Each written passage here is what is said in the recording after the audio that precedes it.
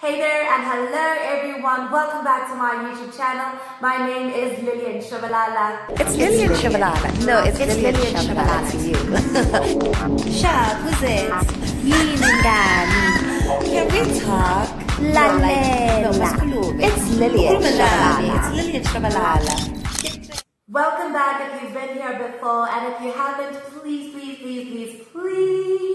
go check out my other videos, and don't forget to like, subscribe, comment, and please, especially today, I need you to share this video with someone you think may benefit from it. Yes, as you saw in the title, this video is going to be about what au pairing is. I'm going to break that down for you, and then I'm going to talk about why I feel that it is important for young girls in the township to be exposed to the option to au pair. So without further ado, let's get into it. So, courtesy of Google, I am going to read out the definition of au pairing so we're all on the same page. And the basic reason why I am doing this video is because I have done another video before about me taking a break from acting to go au pair in America. And if you haven't seen the video yet, please go watch it and let me know what you think. But right now I am going to basically read this out and explain to you what my duties as an au pair were. Okay, so an au pair is an unmarried young adult aged 18 to 30 who has no children and travels to a foreign country for a defined period of time to live with a host family. The au pair supports the host family with child care and light housework. So, an au pair is basically like being a lot of people would say an au pair is like just being a nanny. And there is a difference, really, because first of all, being an au pair means that you live with your host family, and not all nannies live with their host families. And you get paid a certain amount, a certain rate. It's like a fixed amount for all au pairs in America specifically, and that's $195 a week. And so nannies get paid way more than that. All the au pairs would agree with me. You know what I mean. So I'm going to explain what my duties were when I au paired in America, what a typical day looked like, and then I am going to tell you why I think it is important for young girls in the township to be exposed to the option to au pair. Okay, so this is how my schedule went. I would wake up in the morning at 6:30 a.m. to go wait for my kids in the kitchen, and my host parents would wake them up and make sure they were ready for school, make sure they brushed their teeth, and I would receive them down at the kitchen to make sure they eat their breakfast. So the kids I took care of were very independent, and that's what I appreciated about the parents as well. They kind of taught them to do things at a very young age. I took care of 3 kids, ages 4, 7 and 10 at the time. I still talk to my host family, so they've grown, but at the time they were around 4, was it 5? I think it was 5. Okay, 4 or 5, 7 definitely, and 10. So they all went to the same school. So I'll drop them off at school and then drive back home to do whatever I wanted to do. Either hang out with my other au pair friends, or go take a yoga class, or read. Depending on what I had scheduled to do that day is what I'm going to do. Go to the mall, go shopping, go to the beach, what else. And then later on that day, I would go pick the kids up, bring them back home, make sure they have a snack, help them with homework until my host parents come home, and then my host parents would basically take over. And It's different for everyone, because I know with some au pairs, even though their host parents were home, they would still be required to work.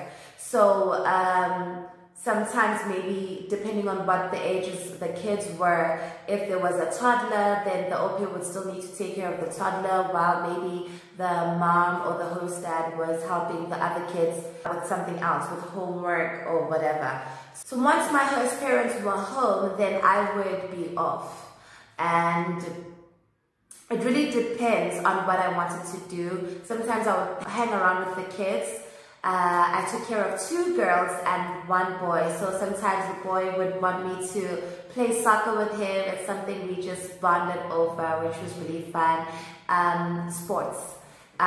So we would play soccer or hockey. He'd teach me how to play hockey, and it was like really fun. And with the girls really loved for me to tell them stories, and we had something called an African story session that I created for them, because I am a storyteller, so they enjoyed a lot of my stories. And sometimes we'd go out into the garden and act out some stories and do some fun stuff together.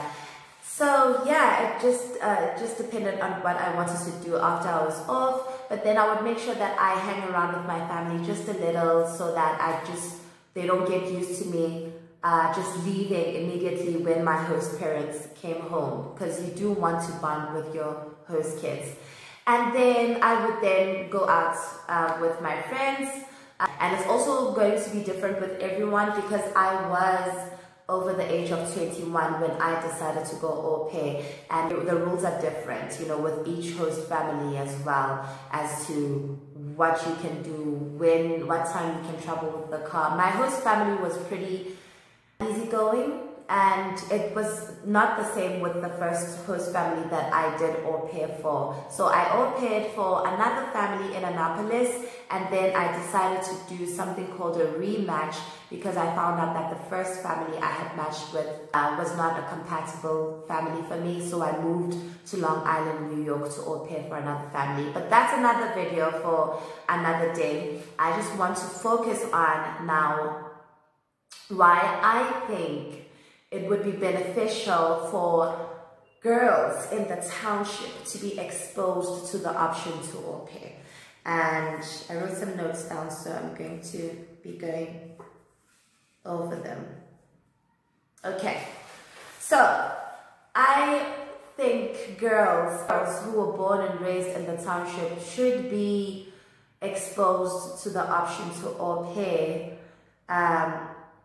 because first and foremost, a lot of girls who grew up in the township decide to take a gap year after matric, mainly because they feel like they don't have any other option but to take a gap year and figure things out.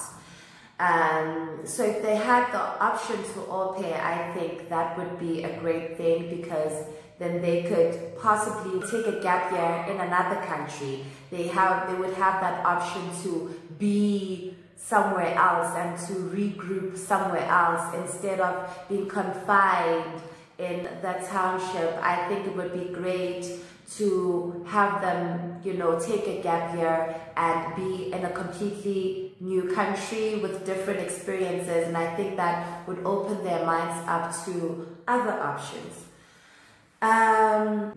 Number 2, girls in the township already have so much childcare experience by the time they get to matric, because they take care of siblings, they take care of their parents, friends, children. You know, if you grow up in the township, you're constantly taking care of other people's children, and you know, it takes a village. That happens a lot in the township. It's a norm for us to take care of other people's kids. So by the time girls get to matric, I feel like they already have so much experience in childcare.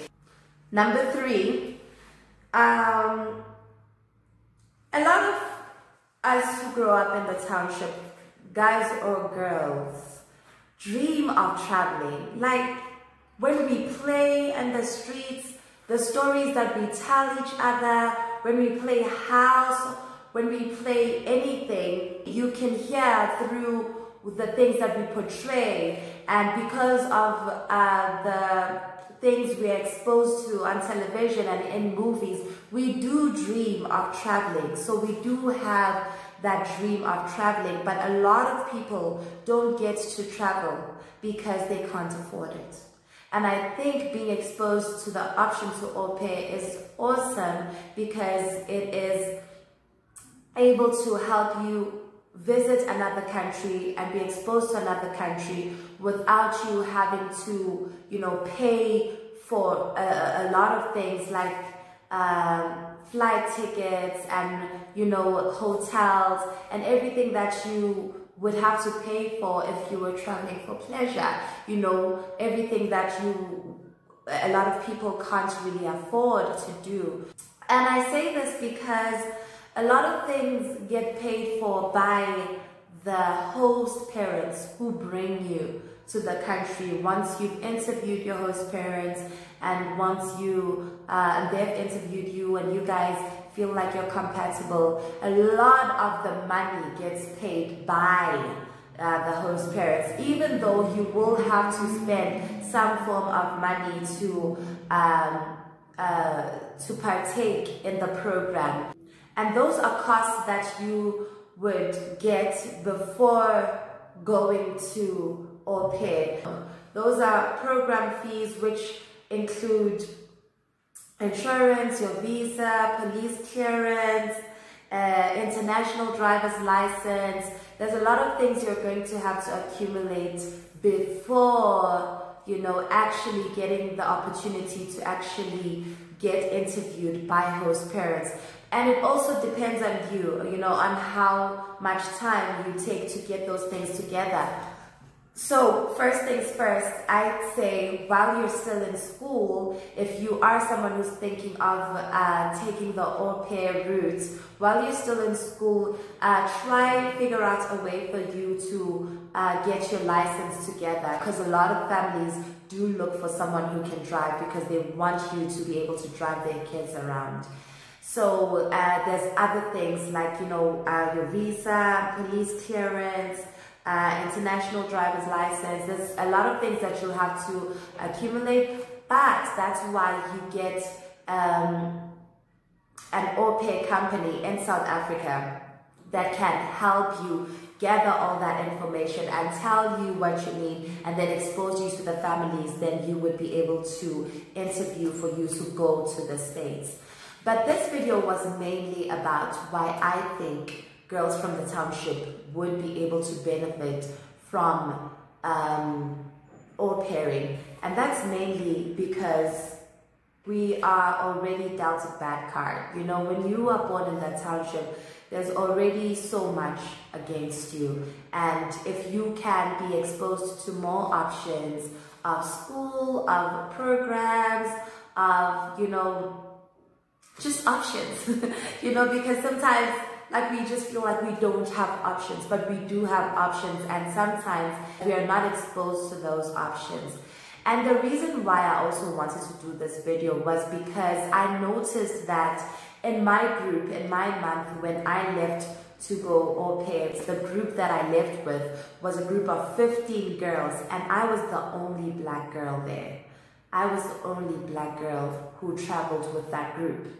And it puzzles me because, I mean, obviously black people are the majority in South Africa. People leave to go to au pair in America every other month, you know, and they leave in groups because of orientation when they get to the States. But I've realized that there's not a lot of black girls who are exposed to the information of au pairing, and I wanted to do this video to help black girls know that they do have this option too. So if you did like this video and you feel like anyone could benefit from it, please share it with them first and foremost.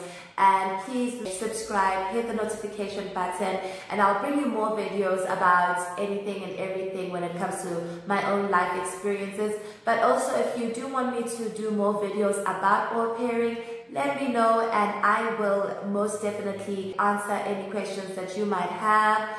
And yeah, hopefully I can get some of my au pair friends to do some videos with me as well, so you can get different perspectives of, you know, how people felt about their au pairing journeys and their au pairing experiences. But once again, thank you for watching this video, and I will see you in the next one. Mwah! Bye!